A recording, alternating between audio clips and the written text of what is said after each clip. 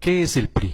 Es la principal asociación política, junto con el PAN, causante del desastre nacional en que se encuentra inmerso nuestro país, responsables de la debacle nacional que se ha venido agudizando en las últimas décadas. Este partido, en comparsa con algunos medios de comunicación, se ha encargado de borrar de la mente de los mexicanos todos los latrocinios cometidos en nuestra contra, para que de esa manera su historia no aparezca en el recuerdo colectivo, y así continuar en el poder viviendo de los ciudadanos. Cada 6 años apuestan a la desmemoria, consiguiendo que la gente olvide lo perjudicial que han sido sus gobernantes al frente de diversas administraciones que han dirigido.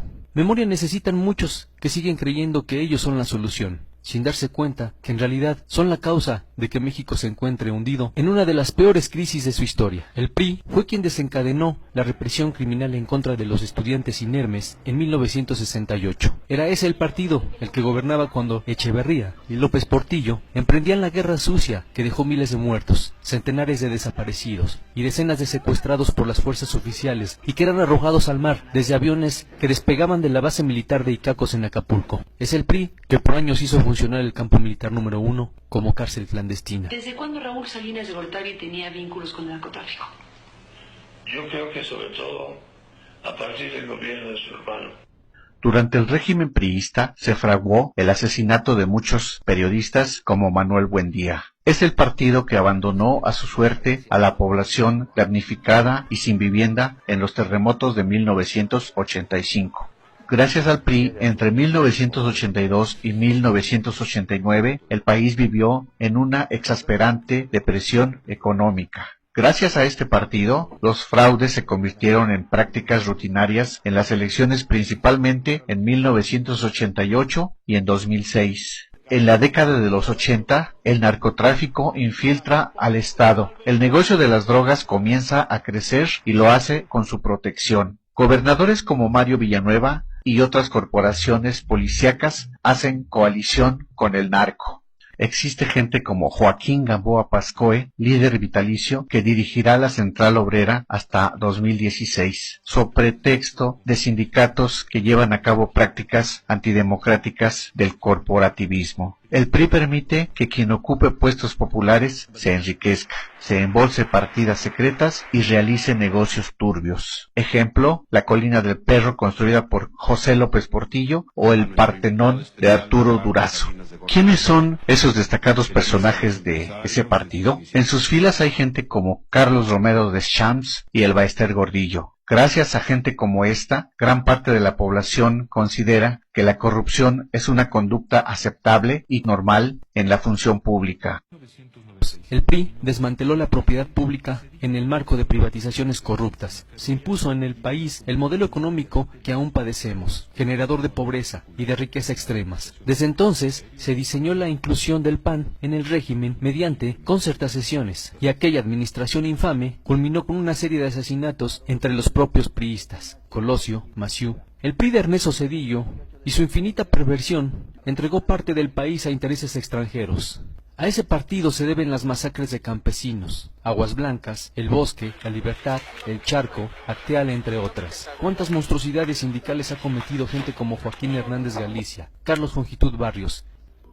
Humberto Moreira, exgobernador de Coahuila, tomó la deuda en su estado en 223 millones de pesos y al terminar la elevó a 32,000 millones de pesos. Acusado por delitos de enriquecimiento y operaciones con recursos de procedencia ilícita, colocó a sus hermanos en cargos públicos. Su administración está marcada por 13 sexoservidoras violadas, 65 mineros muertos en pasta de conchos, a las que se sumaron los decesos de otros 61, 3 reporteros asesinados en Coahuila. Y para ocultar los hechos y ser protegido, deja al hermano en la gubernatura, Pablo Salazar Mendiguchía, acusado de peculado, desvío de recursos, asociación delictuosa. Andrés Granier, acusado de enriquecimiento ilícito y de excesivos y onerosos gastos personales. Ulises Ruiz, represor, acusado de desaparición forzada y presos políticos, malversación de fondos, responsable de la muerte de Beatriz Cariño. Ordenó la represión al magisterio y a la APO, y autorizó la represión en San Juan Copala en contra de las comunidades indígenas y activistas. Arturo Montiel, acusado de peculado y de enriquecimiento ilícito.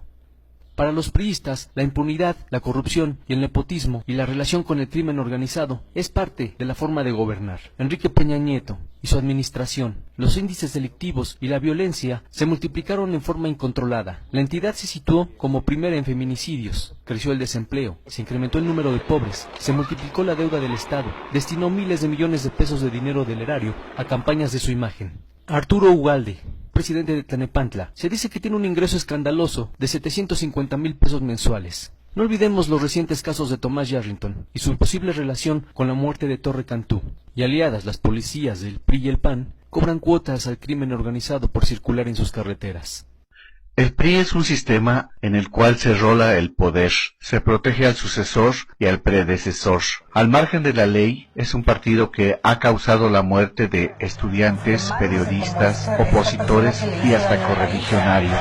Han desfalcado a la nación con rescates bancarios, entrega de paraestatales, han robado y desviado recursos del país por generaciones, desde Gustavo Díaz Ordaz hasta Peña Nieto. Ellos son quienes han promulgado leyes a modo y se han reciclado en diversos puestos de poder, corrompiendo jueces y efectuando fraudes. Y para disfrazar esta cadena de hechos, se hacen llamar el nuevo PRI. Mario Marín, el gober precioso, involucrado en el caso de Kamel Nasif y su famosa llamada telefónica, hizo mal uso de su poder en contra de la periodista Lidia Cacho por la publicación de un libro. La Suprema Corte de Justicia de la Nación consideró que no hubo violación grave a los derechos individuales de la periodista. Violaba la ley asignando obras directas y sin licitación. Han Ron, acusado de lavado de dinero, vinculado con el asesinato de los periodistas Félix Miranda y Jesús Blancornelas. Posesión de armas de uso exclusivo del ejército, fundó casas de apuestas como el Grupo Caliente, un hipódromo, un galgódromo, hoteles, centros comerciales y una cadena de centros de apuestas con sucursales en 19 estados del país. Eduardo Burs, su empresa Bachoco, tiene una deuda al fisco de casi 2,000 millones de pesos y fue corresponsable junto con el gobierno panista del incendio en la subrogada guardería ABC, donde fallecieron 49 niños. No aceptemos que con una dádiva compren nuestra conciencia. No perdamos la memoria, ya no seamos masoquistas. Olvidar es sinónimo de permitir que nos continúen saqueando. Hoy nos dan un tinaco, un bulto de cemento, un aparato electrodoméstico o dinero en efectivo a cambio del voto. El resto del sexenio nos aumentarán todos los precios y nos continuarán dejando con la quincena limitada. Y lo peor, viviendo en la incertidumbre laboral, con educación en decadencia, con la salud precaria y la inseguridad cotidiana de salir a las calles.